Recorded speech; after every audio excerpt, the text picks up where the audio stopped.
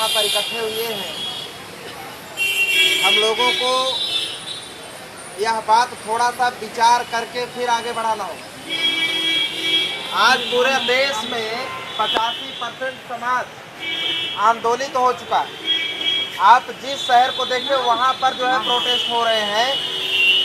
अभी भारत बंद भी होने वाला है।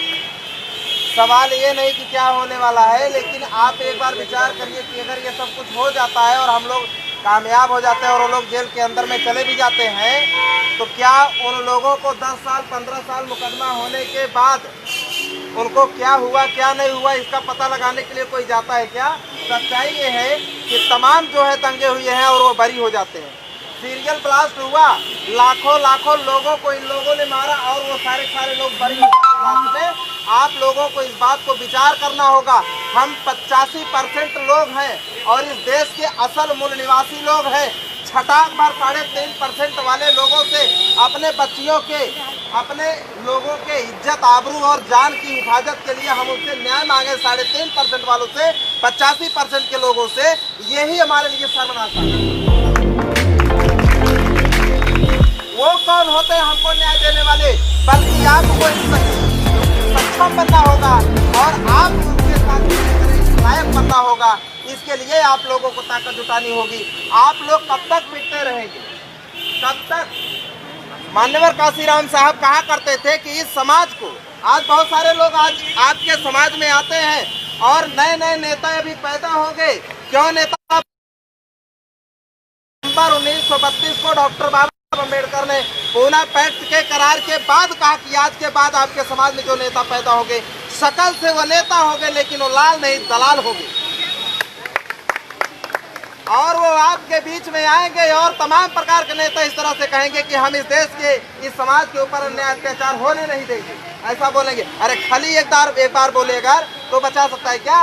पूरे भारत की आवाम को बचा सकता है? काशीराम साहब को बहुत सारे जो है कार्यकर्ताओं ने पूछा, जो है थाने का घेराव कर लेते हैं और वहां पर लड़ाई लड़ते हैं। आप इतना बड़ा संगठन पूरे देश में चला रहे हैं, आप इन सब बातों पर क्यों नहीं बोलते हैं? तो काशीराम साहब ने कहा कि समाज के ऊपर होने वाला अन्याय अत्याचार तब तक नहीं रुकेगा जब तक यह समाज अपने ऊपर निर्भर नहीं हो जाता है। आज भी आपका समाज एक बड़े पैमाने पर उनके 3.5% वालों के ऊपर निर्भर है। यही जो है वजह है कि आपका समाज आज भी टिक रहा है। तो इस समाज को अपने पैरों पर खड़ा होना होगा और आप लोगों को ध्यान ये रखना होगा कि आप काशीराम साहब को अगर फॉलो करते हैं तो आप उनको देखिए तो उन्होंने कहा था कि दुश्मनों को दुश्मनी करने का खुला छूट दिया जाए और उनका सर कुचलने के लिए समाज को तैयार किया जाए। अब मुस्लिम लोगों को मारने के लिए बैकवर्ड कोई मिल नहीं रहा है आरएसएस वालों को। आप अगर गौर कर रहे हैं तो मुसलमानों को मारने के लिए, चाहे शाहीन बाग का मामला हो, चाहे जहां का भी मामला हो, बाम सेफ जो काम आज तक किया है उसका ये परिणाम रहा है। इस कदर जागृति ला दिया है कि आज जो है बैकवर्ड एससी और एसटी के लोग जो है भाईचारा इस कदर गठित हो चुका है, इस तरह से कायम हो चुका है कि अब उनको नहीं मिल रहा है तो खुद ब्राह्मणों को आकर के मुसलमानों को मारना पड़ रहा है। आज ब्राह्मणों को पहली बार जो है खुल करके आना पड़ रहा है आरएसएस बजरंग दल के। इनके बाद जो है एससी और एसटी का, ओबीसी का, वो लोग डायरेक्ट जो है खुल करके अब करने लगे हैं। तो मान्यवर काशीराम साहब जो कहा करते थे कि ये वैसा नाग है जो बिल में छुपा रहता है और अपने चेले चपाटों को भेज करके जो है टसवाता है, और अब क्या है कि बाम सेफ ने उसके बिल में पानी इस कदर डाल दिया है कि वो नागराज अब खुद जो है निकल के बाहर आ रहे हैं और उनका सर कुचलने के लिए समाज को तैयार कर डालो। आप इससे ज़्यादा जो है प्रोटेस्ट कब तक करते रहेंगे? समाज को हम लोग यहाँ पर अपनी ऊर्जा लगाएंगे, लेकिन इससे कहीं ज़्यादा ऊर्जा हम समाज को लगाने के लिए तैयार आप लोग बनेंगे। अपने समाज को जागृत करने के लिए रेगुलर अपने समाज को जागृत करने के लिए गांव में जाना होगा आपको, यही होगी। नहीं तो आप आज जो है हाथरस का कांड हुआ है, आज बलरामपुर का कांड हुआ है, कल जो है ऐसे पूरे देश में भी अभी ये घटनाएं और बढ़ेंगी। घटनाएं रुकने वाली नहीं है, बल्कि घटनाएं अब ये बढ़ेंगी। क्योंकि आप लोग ध्यान दीजिए कि एक इनके अंदर षड्यंत्र, तो आप समझिए कि ये लोग एक घटना को दबाने के लिए कई घटनाएं उभार देते हैं, आप लोग उसमें उलझ जाते हैं। जैसे कि एक बच्चा है वो जो है रोटी के लिए मांग कर रहा है कि ये मम्मी ये पापा हमको रोटी दे दो, रोटी है नहीं, रोटी देना नहीं है। तो क्या किया, उसको ऊंची अलमारी पे बैठा दिया। अरे पल भर में उसकी समस्या बदल गई। जो भी पल भर पहले जो है रोटी की मांग कर रहा था वो कह रहा है कि हमको नीचे उतारो। तो ये लोग समस्याएं आपकी बदल रहे हैं और आप लोग जो है बच्चे के तौर पे हैं। और जो है ये सरकार चलाने वाले जो 3.5% के टके भर के ब्राह्मण विदेशी लोग हैं, ये लोग ऐसा ही कर रहे हैं। आप अभी देखिए तो देश के जो है तमाम संपत्तियों को ये लोग बेच रहे थे, उसके खिलाफ आवाज उठी, तब तक बेरोजगारों की जो है मामला उठ गया। बेरोजगारों का ट्रेंड कर ही रहा था मामला, तभी तक जो है देखिए आपके देवजी भाई महेश्वरी जी की हत्या हो जाती। बाम से के आरटी से जो लीगल सेल है हमारा, उसके जो है प्रदेश अध्यक्ष जी की हत्या होती है।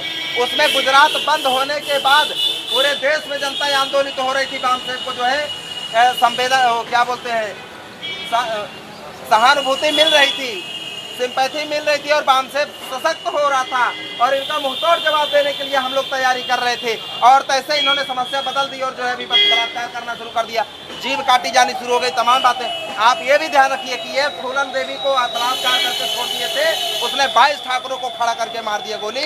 ये लोग फूलन देवी से डर गए कि कहीं समाज में कोई बिटिया ऐसा ना हो कि वो फूलन देवी बन जाए और जो है मार डाले। इसलिए ये लोग हर घटना से सबक लेते हैं।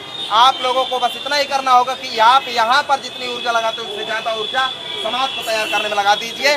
मित्रों, आपका समाज जिस दिन तैयार हो जाएगा, 3.5% वालों का जवाब देने के लिए 85% वाले एक साथ खड़े अगर हो गए, लड़ने की जरूरत नहीं पड़ेगी, खड़े हो गए, लड़ाई खत्म हो जाएगी। अगर वो क्यों हिम्मत बांधे हुआ, 3.5% के लोग अपने दम पर हिम्मत नहीं बांध रहे। हमारे बैकवर्ड भाइयों का साथ सहयोग लेकर के, हमारे एससी साथियों का साथ लेकर के, चमचो दलालों का साथ लेकर के, उन लोगों के दम पर जो है ये लोग ताकत बढ़ रहे हैं कि जब आप लोगों से भिड़ाना होगा तो ब्राह्मण नहीं आएगा, उन्हीं लोगों से भिड़ा देगा। बजरंग दल में अरे तब भी हमारे लोगों का साथ सहयोग लिया और जो है आज़ादी के पीरियड में हमारे लोगों का साथ सहयोग लेकर के अंग्रेजों को भगाया और इन लोगों ने कब्जा कर लिया। और जो राम का जो है लिखित दस्तावेज जो बताते हैं ये लोग, उसमें जो है वो है कि काल्पनिक है, लेकिन उनकी तरफ से लड़ने वाले जो लोग थे हमारे लोग, उनको बानरी सेना घोषित कर दिया। तो आप हमारे जो लोग उधर लगे हुए हैं, उन लोगों की ताकत पर ये लोग जो है हिम्मत बढ़ते हैं। तो आप लोगों को करना ये है कि जो लोग उनके साथ लगे हुए हैं, आपको ये जान करके ताज्जुब होगा कि आज तक बामसेफ का एक भी कार्यकर्ता आरएसएस के लोगों ने खरीद नहीं पाया, लेकिन आरएसएस के बहुत सारे बड़े बड़े कार्यकर्ता टूट करके जो है बैकवर्ड समाज के बामसेफ में आ रहे हैं। ये आपकी जीत है। तो इसका एक कारण है, और कारण ये है कि जो लोग गलती से ब्राह्मणों के साथ में जो है लगे हुए हैं, वो जानबूझ करके नहीं, समझदारी से नहीं, अनजाने में लगे हुए हैं। उनको जो अनजाने में गलत लोगों का साथ दे रहे हैं, उनको समझा करके सुधारा जा सकता है। तो ये हम लोग कर रहे हैं लगातार। अब इस देश के अंदर में हम लोग बड़ी संख्या में तैयारी करने जा रहे हैं। और ये जो आपको बोला जा रहा था कि 2024 तक हम लोग आज़ादी हासिल करेंगे, दुश्मन आपको टाइम देने वाला नहीं है। क्या लगता है दुश्मन आपको टाइम देगा? नहीं, दुश्मनों ने आपके लोगों के ऊपर लड़ाई थोप दिया है। इस देश के अंदर में जंग होना निश्चित हो गया है और ये जंग आपकी मर्जी से नहीं, आरएसएस और ब्राह्मण लोगों के मर्जी से होने वाला है। उन लोगों ने अपनी मर्जी आपके ऊपर थोप दिया है। आप चाहेंगे तो भी, नहीं चाहेंगे तो भी जंग आपको लड़ना ही होगा। आपके चाहने ना चाहने पर नहीं होगा,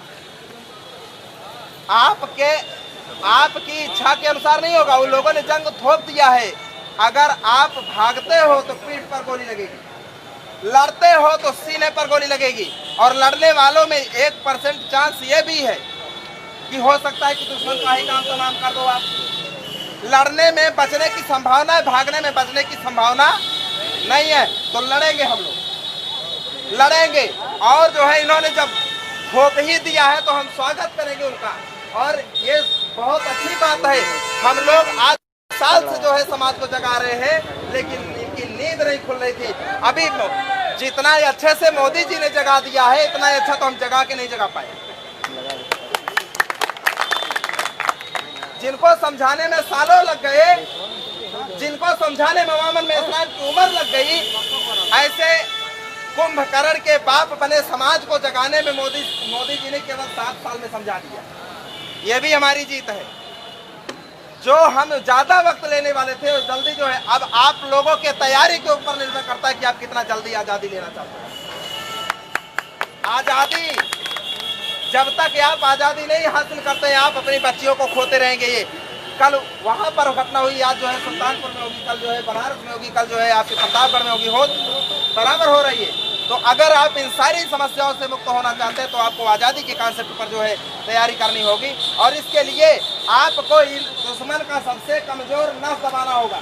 दुश्मन का सबसे कमजोर नस है ईवीएम के घोटाले से जो है नाजायज संतान जो पैदा हुई है योगी और मोदी जी, इन लोगों का बंदोबस्त करने के लिए ईवीएम के विरोध में आंदोलन आपको तेज करना होगा। और ईवीएम का आंदोलन आपको अगर जो है सफल कर ले जाते हैं तो इनकी सरकार भरा करके गिर पड़ेगी। उसके बाद आप लोगों का जो है बंदोबस्त इन लोगों का करने में आसानी हो जाएगी। आप लोगों ने इतना करेंगे, यहाँ पर आकर के केवल मात्र जो है भाषणबाजी करने से हमारा मसला हल होने वाला नहीं है। फिर से मैं ये कहता हूँ, ओबीसी के बीच में जाना होगा, लगातार अभियान चलाना होगा।